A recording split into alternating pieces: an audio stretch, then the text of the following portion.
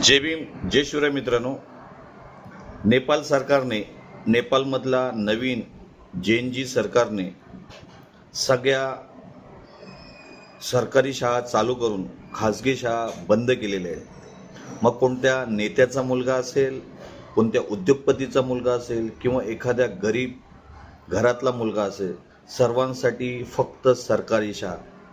या उलट महाराष्ट्रामध्ये असेल किंवा देशामध्ये असतील, सगळ्या सरकारी शाळा बंद पडलेल्या आहेत। गेल्या 10 वर्षामध्ये महाराष्ट्रामध्ये 850 शाळा बंद पडलेल्या आहेत। गेल्या 5 वर्षामध्ये या देशामध्ये 18,727 शाळा बंद पडलेल्या आहेत। त्यामध्ये महाराष्ट्रामध्ये 850, मध्य प्रदेशामध्ये कमीत कमी 6,900 शाळा बंद आहेत। तसेच जम्मू काश्मीरमध्ये 4,400 शाळा बंद आहेत।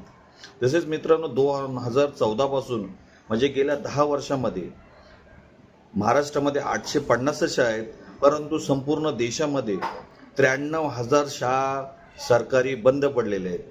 त्याचे कारण की कमी पटसंख्या।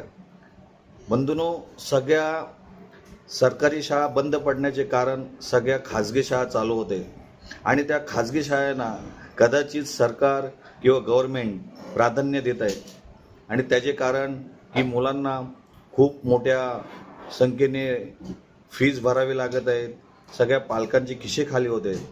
म्हणून मित्रांनो, जर आज आपली मुलं सरकारी शाळेमध्ये शिकायचे असतील किंवा सरकारी शाळेमध्ये आपल्याला योग्य तो अभ्यास किंवा योग्य तो शिक्षण मिळायचं असेल, तर आपण सुद्धा सरकारकडे जाब विचारला पाहिजे आणि सरकारला मराठी शाळा असतील किंवा सरकारी शाळा सगळ्या असतील त्या चालू करण्याचा आपण हमीपणा घेतला पाहिजे।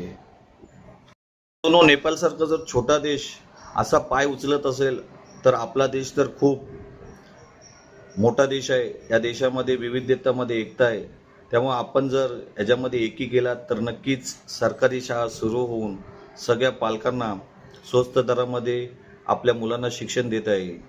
बंधूंनो, माहिती आवडल्यास सगळ्यांना शेअर करा, लाईक करा आणि कमेंट करा। जय भीम जय शिवराय।